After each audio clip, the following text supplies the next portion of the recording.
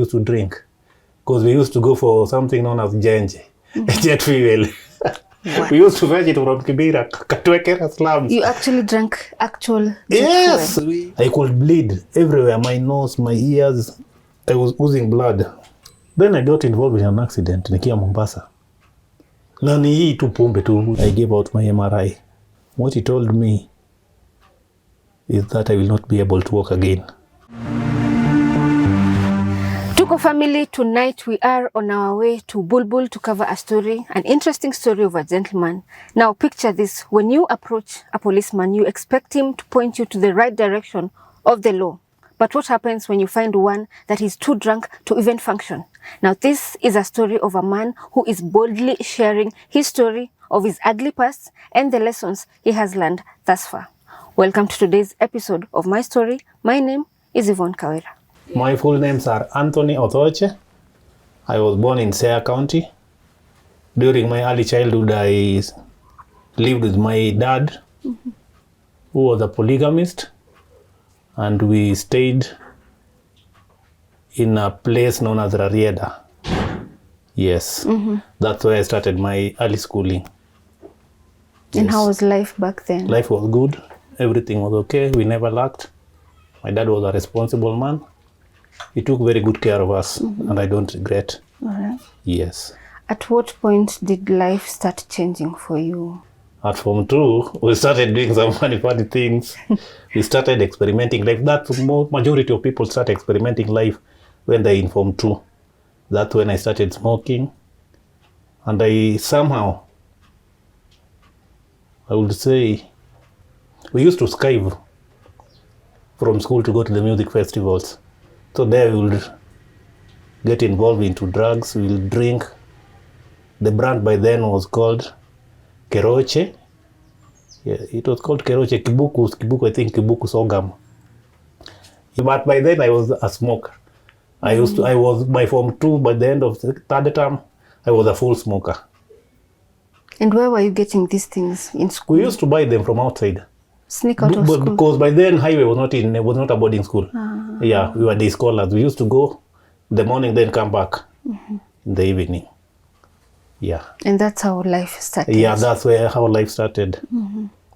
Then I cleared my high school, got a C+. Then in 2000 I joined the Polytechnic, the Kenya Polytechnic, which I cleared in the year 2003. Yes. At this time, were you deeply into... Yeah, in part, the Kenya Polytechnic is where I used to drink. Because we used to go for something known as Genje, jet fuel.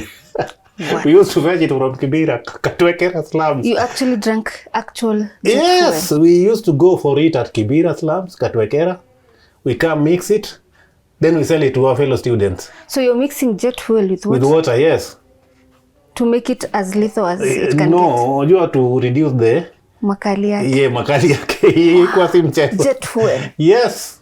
That thing is not consumable. Yeah, life was. By the way, I tried my level best to keep out from that group, but I couldn't.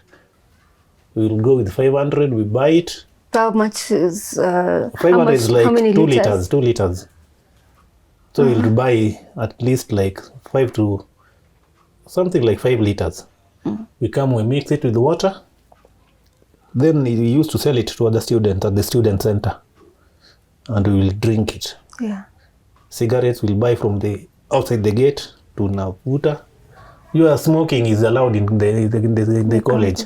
People do smoke at the student center. We play pool and we drink. Nobody will question you what you are drinking. It's your life. Furthermore, you're over 18 years. When you're serikali sasa. Yes. So by the grace of God, I managed to pass my diploma. Because most of my colleagues, they never did well. They were always being referred. You can't go to the next stage when you are referred. You'll have to redo the exam until you pass. Then you move to the next step.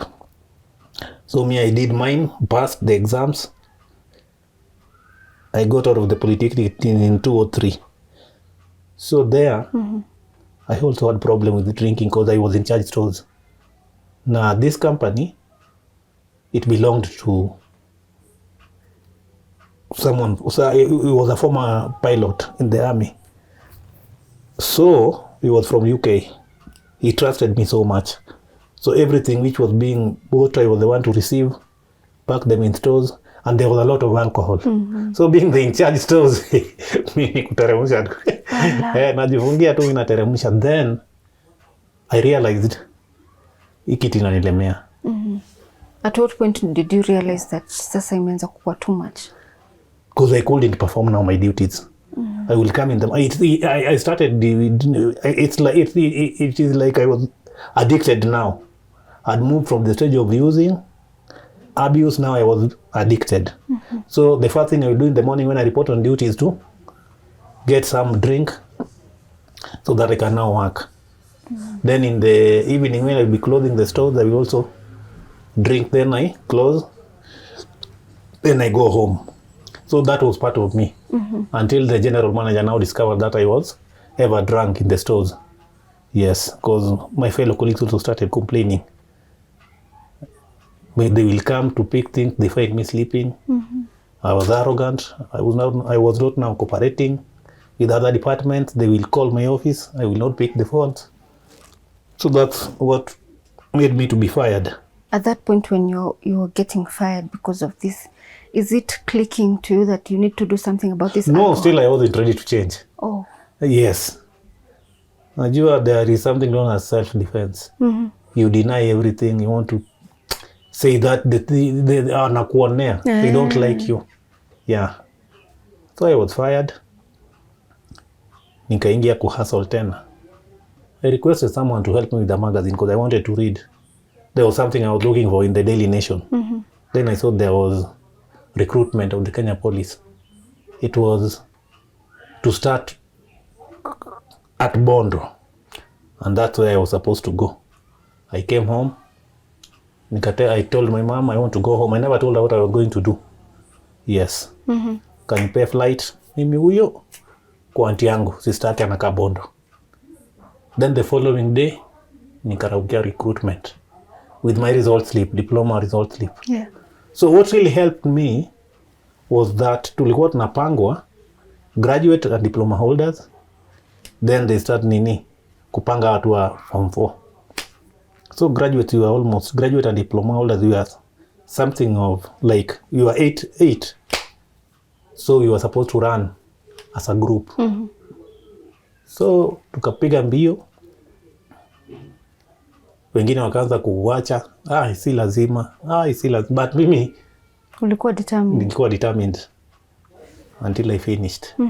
Then we moved to the next step, and by good luck I was enlisted. Yeah. I was given that sheet to report to Kenya Police College, and we reported. Yes. And how was life now? Yeah.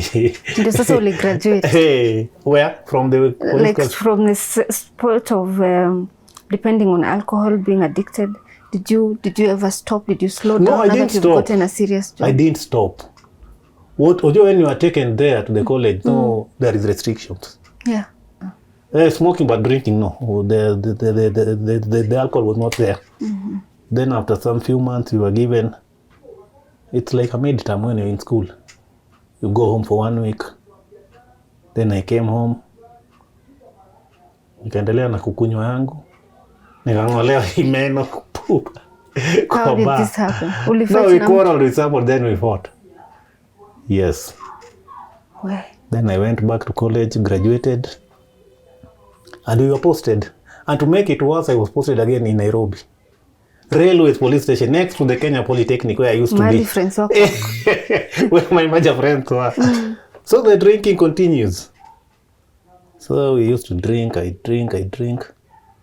But by then I was living at Mudhurwa, there police line at Mudhurwa. So that's where I used to live. But the drinking never stopped. I would drink until my immediate boss knew that I had a problem with drinking. But he couldn't. He was just trying to favor me in some ways. Because when I'm not drunk, I will perform very well. But when I'm drunk, I will not even report on duty. Yeah. So we started quarreling. The moment you started quarreling with the bosses, things are not working well. Yes. So I tried to change, but I was now depending on drugs, depending on alcohol for my survival. It's like it was now part of me. I couldn't do without it. At this point, you still do not have a family at that point? No. So I was transferred from Nairobi to Limuru. I stayed in Limuru, but due to post-election violence, I was again transferred to Nairobi. Then from Nairobi, I was transferred to Makindu. The same thing still continues. I was still drinking like hell. Yes, it never stopped. We used to drink, we drink. The worst part of it is that most of my friends were abusing this alcohol.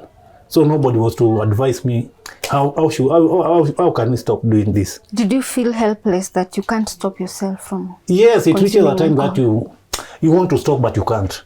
Because the people you associate with, the people we were working with, these people, they always drink. The only thing we can discuss is about drinking. How was yesterday? How did you get yourself home? It really irritated me. Then in 2012, another transfer. That's when I was transferred to Nanyuki. And that's where I met my wife. Yes. And that's how we started dating. And within few months, we settled down with her. But she was warned with most of her friends. Wewe ni mjinga, unaolewa na mlevi, mtapelekana wapi? So these are your friends warning her? No, her friends. Because she used to live, it's like in a community. They see the way you behave. Most of the time you're in bar drinking, coming home. And she would tell you these things, my friends are warning me. Yes. But she decided just to stick by my side. By God's grace again. Yeah. She never left my side. Then in 2012, this is it? October, we had our firstborn son. Yes. Then the drinking never ceased. I continued drinking. I was in bad books with my boss again. Yes, so he will go talk to our boss, says he doesn't want us to be in the same session. We need to be transferred because we are doing nothing. The only thing we could do was just drinking. Mimi huyo, another transfer. Then here I have a family. My son by then was 3 years, but I had to move. At this point, are you moving with your entire family? No, I couldn't. So I had to settle them first, then I proceed on transfer. That's what I did. How is your relationship with your son at that point? And also, how are you showing up as a husband to your wife? By then, it was not all that bad because my wife was doing the cleaning of washing my clothes. I was ever clean. The food was ever there. So you go drink your things, you come back, you eat, take a shower, and life goes on. It wasn't all that bad because the wife was there for me. Yes, but I couldn't listen because she will come look after me. When at times I will stay up to late hours, and she will come looking at me, checking different bars. Then we come back home together. Yes. She warned me, no, now you are going overboard, stop drinking, but I couldn't listen. The moment you are hooked, you don't listen to anyone. The only thing you want to hear is somebody who wants to buy you a drink. That is the person you can share some ideas with. Anybody who criticizes you or trying to tell you, wewe wachana pombe, hii hamwelewana. Yes. So tukakaa na yeye. Then I had to leave them behind. Nikawacha Nanyuki, packed my belongings, proceeded on a transfer to Samburu. The drinking never ceased. I was still drinking. My immediate boss also started complaining. Well, bring your family here. When they are here, you will not be drinking like this. Oh, then I realized I'd started losing weight because eating was now becoming a problem. Because when you are drunk, you don't eat, you don't cook, you're just there. Yeah. Yes. So at what point did it get to the worst of the worst? Then I was transferred again from Samburu to Mombasa now. Because you couldn't perform. Yes.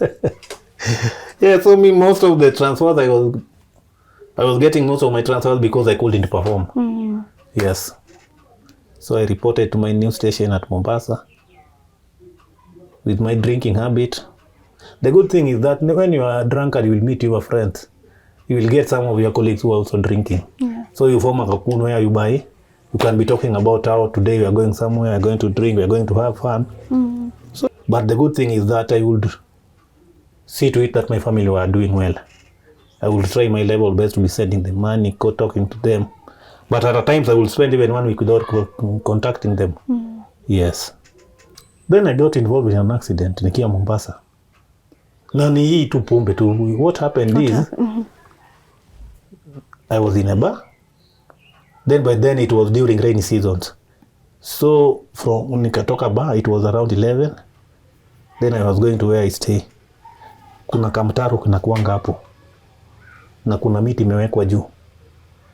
So instead of taking the long route niende niingie na main gate, I decided no, I will not go all that far. I will cross here. Then ulevi wajua I walk staggering. Kuvuka hiyo miti kanichanganya. Kaingia ndani ya mtaro. Yes. Na ilikuwa imejengwa na mawe. Then I hit my back on those stones. Nikamuka. I went to my house, removed the trouser plus the shoes, washed my nini, then I slept. Then after the following morning I woke up. I tried to walk but it was becoming difficult. I went back and slept. Then after 2 days I couldn't walk. I was unable to walk now. Then I was wondering what could be happening to me. I told my immediate boss because we were with him there. I know wewe ni malingara. Wait for me there. I'm going to the station, then I will be back. I will hear your case. The in charge left. When he came back, he was surprised because he found me at the same spot where he left me. And he was very sure he will not go. When he was coming back, he was not going to find me there. Then he asked me what is the problem. Until I told him point blank, I cannot walk. What are you telling me? How now? Mguu imekwama, mimi siwezi amka hapa. What? Then he got interested. He organized for my transport. I was driven to Coast, you know, how is it called? Portrees District Hospital. I went there. Then I was supposed to do an MRI. They didn't have the machine, then they referred me to Coast General Hospital. Then I was taken to Coast General Hospital. So I booked for the MRI to be done in 2 weeks time. Because line ilikuwa refu. So when I came back to where I stay or to where I live, the in charge decided that we cannot wait for that 2 weeks and I'm not working. We must seek a second opinion. So he decided I go to a private hospital where the MRI machine was easily available. But I tried to argue with him because I never wanted, all my life, I've never liked private hospitals. But he insisted. So nikapelekwa that private hospital. I was admitted. The neurosurgeon was called.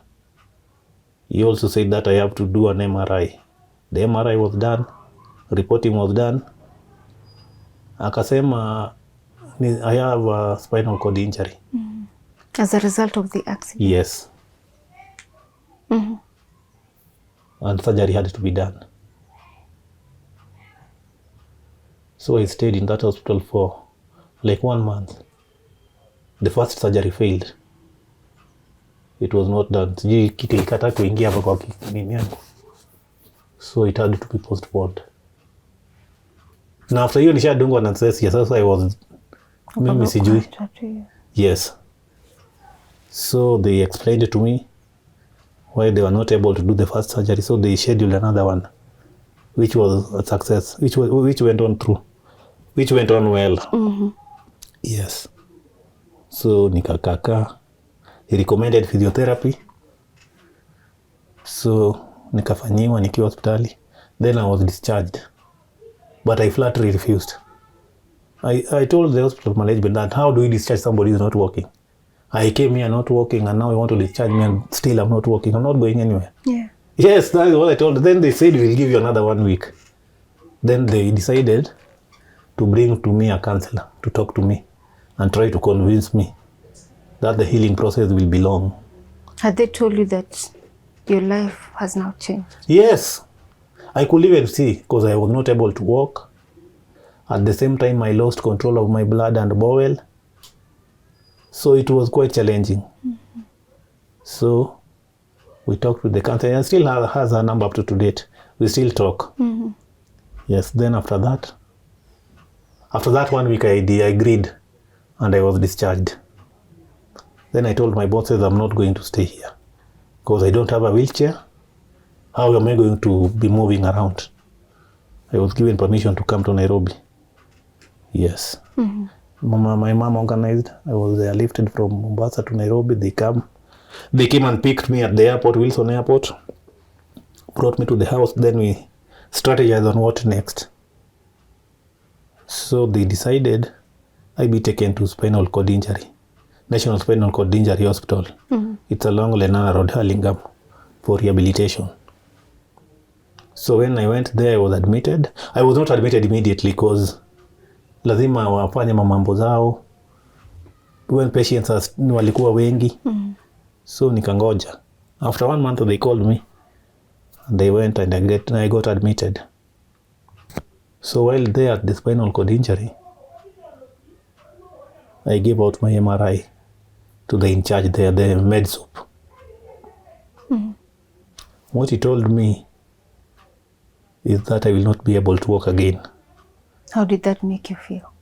Very bad. Very, very, very bad. So what I decided to do after he told me that is to seek the second opinion from other neurosurgeons. Because you couldn't believe this. Yes, I couldn't believe what he was telling me. I was not told that in Mombasa. But now he's telling me that I will be permanently on a wheelchair. But I disregarded his advice. So while at spinal cord injury, there is something they call parole. You'll be given permission from 8, you go out, do your things, then come back 4, but before, not past 5. So what I decided to do was to consult other neurosurgeons. So I consulted at least 6 to hear from them what is their opinion. But the first 3, they told me the surgery which was done was Mombasa was wrongly done. Wow. How now? Yeah. Alinikata from behind and the surgery was supposed to be done from kutoka huku kurudi nyuma. Shida sasa. Yeah. I continued with consulting other neurosurgeons. They told me the same thing. The Mombasa surgery was wrongly done. So we must do a new one. By then I had stayed in spinal injury for roughly 4 months doing rehabilitation. So this changed my mind. I changed my mind. I told them I'm no longer going to stay here because the first surgery was wrongly done. I need to redo another surgery. So one of the neurosurgeons I consulted was based at Kenyatta. Yeah, he was a lecturer at the University of Nairobi School of Health Sciences. So we planned with him. Then I was booked for a surgery. The first surgery which was done in Mombasa was called a laminectomy. Then here, this guy said because the surgery he was going to perform on me is now corpectomy. I agreed because I knew nothing about it. Yeah. It was done. I stayed at Kenyatta for another 1 month. Thereafter, I planned with my friends and I left the country. I went to India so that they can tell me more about what they know about the spinal cord. At this point, you had completely stopped drinking. So yes. That's really good. Yes, I had stopped drinking because I was always admitted. So where will I get the alcohol from? Nowhere. And you were not getting any Withdrawal symptoms? Yes. I had them. And how were you managing them? I was just drinking water. There's nothing I could do. Yes. Then from there, I went to Kenyatta. The surgery was done. I was discharged. Then I left the country and went to India for further treatment and consultation. Then the medics there, they repaired the damage which was done during the first surgery. Yeah. And then I stayed there in India for like 1 month, 45 days. 1 month and a few days. Then I came back, got admitted. Then when I came from Mombasa, what I'm forgetting to tell you is that when I came from Mombasa, I came to the house, stayed for 1 month, got admitted at spinal cord injury. My condition deteriorated. I suffered, they call it deep vein thrombosis. Yes, I had a blood clot. And it was moving from the leg, heading towards my lungs. I was rushed to Nairobi West. The procedure known as thrombosis was done. I could bleed everywhere, my nose, my ears. I was oozing blood. So I stayed there I was taken to ICU, stayed in ICU for roughly, I think, 2 weeks. I stabilized, returned to the normal wards. Then after a few weeks, I was returned back to spinal cord injury. Surgery done, condition worsened, ICU, HDU, then back to the normal wards. Yes. All this time, are you looking back at your whole life and how life has been for you? I was. What was really stressing me is that all the problems I'm undergoing or I'm facing, were it not alcohol, singekuwa nazo. Yes. So it was really eating me from inside. Nikakaa tu, then India nikarudi. I was again admitted at the Nairobi West Hospital. I stayed there for like 2 weeks. Then I decided enough is enough. If it means dying, let me go and die at my place. Yes.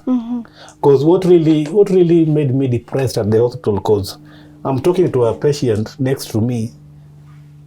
Then in the evening he's gone. People are dying like flies. So it made me feel that I'll be the next one. So the only option I had is to wacha nitoke hapa Husi. Wacha niende home. Yes.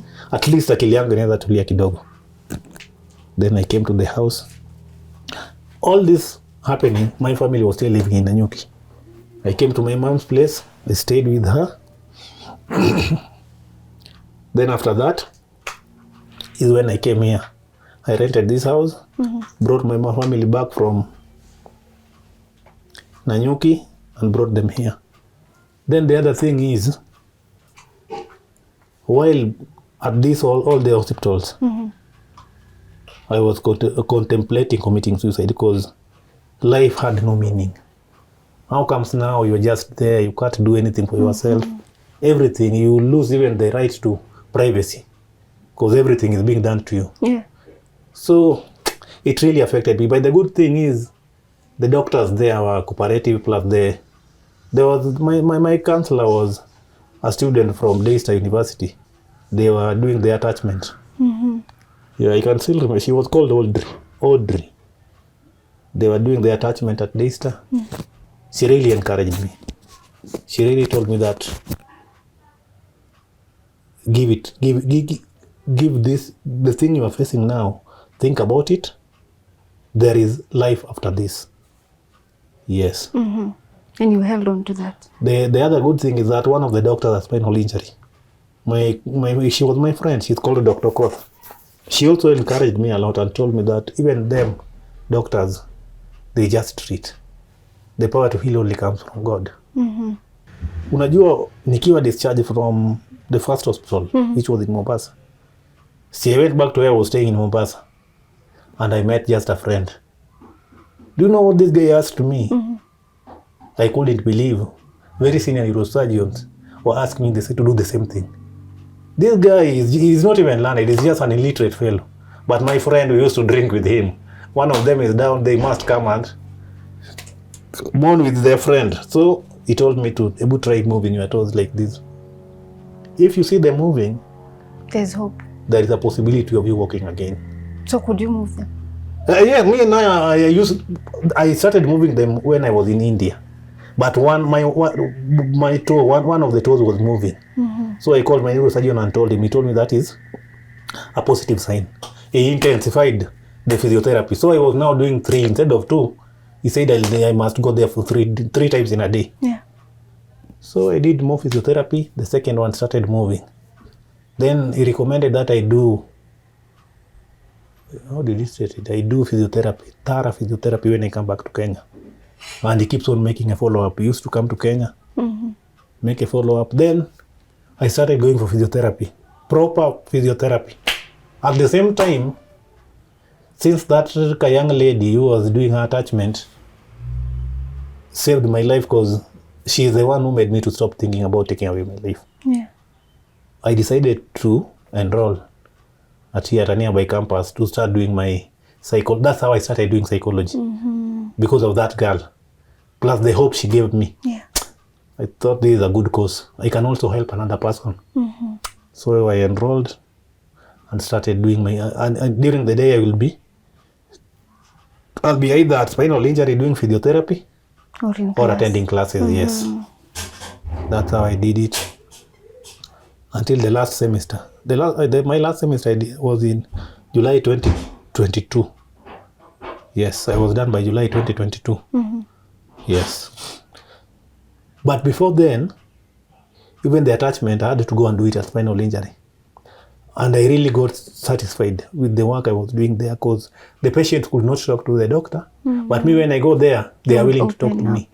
Because after 2 years of proper physiotherapy, I was able to stand. And I was able to move with those crutches you're seeing there. Yes. So I used to move, walk with the crutches, and I'm telling them that was my bed. I was there. And look at me now. Look at me now. I've made a step and I'm making progress. Because I could do like 2 kilometers walking with crutches. Then after graduation, which was in July, shetani sijui ilitokea wapi. Nikaanguka. So that's why I'm on the wheelchair again. Ukarudi tena pale. Back to zero. I went to Kenyatta National Hospital. I explained my problem to the neurosurgeon. MRI. Kenda nikapiga. Sasa it has moved from the thoracic spine. Now it has lumbar spine. L2, L1, L2, L3.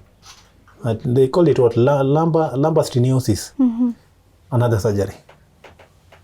Wow, my God. What is this now? Nimetembea after being told hautaitembea tena.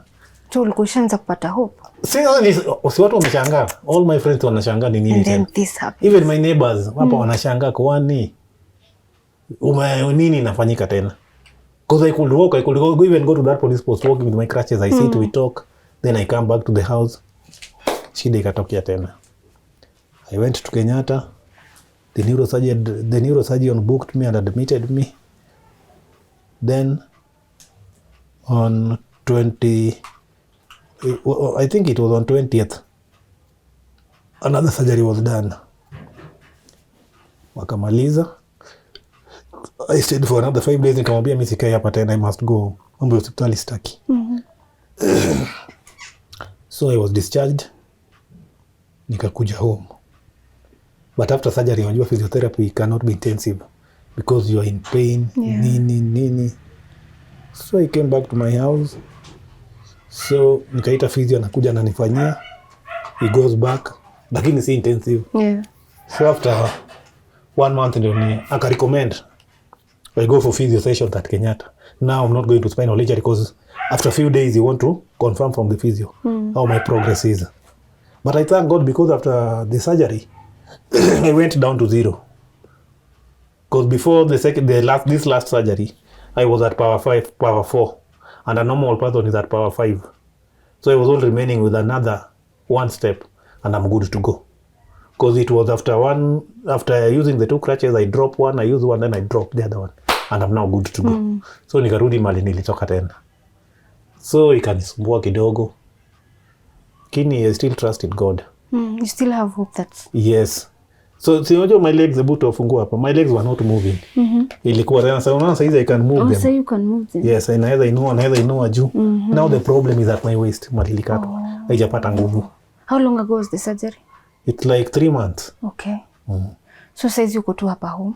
Naenda physio, na home, that is the greatest challenge I'm facing because unajua mimi siwezi tumia public means. Yes. So it's expensive, you have to get very expensive. Very expensive. All of that. Yes. How about your relationship with your family now after, what has happened to you? Remembering the things you put them through those days. Have you had a conversation maybe with your wife to try and mend fences? Well, I was very much surprised. Yeah. There was a time when doing my personal therapy. We were... The person who was doing for me personal therapy requested that I go with my wife. Yeah. What my wife told her, I was very surprised.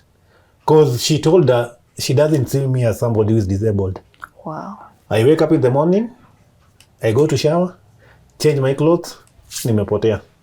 Ataniona tena jioni. Because unajua I don't want also to, as the head of the house, I must also stay focused. Because if I lose focus, the whole family goes down. That's true. Yes. So, nini some of the worst things you did while you were still struggling with alcoholism? See, to your family? Neglect. You will ignore your wife. You will not have time for the family. You are either in the house because you are drunk. When you are sober, you will just stay there for a few minutes. You leave the house. go meet your friends, you drink again, you come back home drunk. And it really irritated her. Because she was wondering, it's like I was living for alcohol. She tried her level best to warn me, no. But when you're hooked, you don't listen. You can't. You can't. So, says do you practice therapy? Like on other people, do you? Yes, yes. Most of my friends, wale tulikuwa na hosi, I do a follow-up report. Okay. Yes, because there are two, they are really complaining. They are since they left the hospital, they are always in pain. So I make a follow-up. At the same time, na visiting some of my friends, wale wamekuwa na shida ya alcohol. I talk to them. I try to direct them on the right path. And that's what I've been doing to keep me busy at the same time. Okay. Yes. Why is it so important for you to share this story with us today? I wanted to tell others that during my time, while I've been drinking alcohol, I've never had any good story coming out of it. All the stories, how most of the people ended up stopping it. There must be a major cause as to why. It is better you keep away from it. Yeah. Because it will ruin your life. Definitely it will ruin your life. And someone who's watching me right now, they would probably like to get in touch with you. Maybe someone out there has struggled with alcoholism before or currently is struggling with it. Would you like people like that to be in touch with you? Of course, I will like them to be in touch with me. And how can they reach you? It's only I will just give them my mobile number. Okay, you can do that. My number is 0720 221 912. All right. Yes. And what's the name that? Anthony Othoche. Yes. When you are a married man or a married woman, try to treat your spouse well, because you never know what tomorrow brings. The future is very uncertain. So if you are treating her badly or treating your husband badly, when something happens, like in my case now, she most likely she will reciprocate. She will definitely treat you the same way I used to treat her. So it is better do good to your better half. Try to sort out your things amicably, in a good way, because you never know what tomorrow brings. Yes. Respect is paramount. Respect one another. Listen to the other side of the story from her or from your husband. Discuss your issues. It really helps a lot. Yeah. Yes. Because like my case now, you see now all my family members are not here with me. I'm only here with my wife and my children, plus this boy. Yes. They will leave you. Even your mom will look for a way of doing her own things. She can't be with you all the time. Yes. So make peace with your spouse when there is still time. Yes. All right. Thank you so much, Anthony, for trusting us with your experiences and agreeing to share your story with us to inspire people. We do hope that you will gain full recovery of your mobility, and through your story, other people who are going through the same experiences you did, they can learn one or two things and maybe change the course of their lives. No, one thing with alcohol, people will show. Yeah. Drunkards will show that they are in need of help, but the society will always judge them. How do you wish you were treated back then? Yes, because by the time I was failing to report on duty, by the time I could have been taken to a counselor. Yes, by then I could have been helped. Because those are signs of showing that now it is getting worse and worse. It's controlling you. It is controlling. You are now depending on it for your survival, which is not okay at all. So the earlier you get help, the better. Yes. All right. To you, Tuko family, that is the story of Anthony. I do hope that you have learned one or two things of how to avoid completely alcoholism, if you can. And if you can't, do it responsibly. Are you there and you're wishing to reach out to Anthony to help you walk this journey of recovery or pull you out of the addiction? please reach out to him through the number we have shared on the pinned comments. And thank you so much for staying with us till the end of the show. Till next time, keep it Tuko.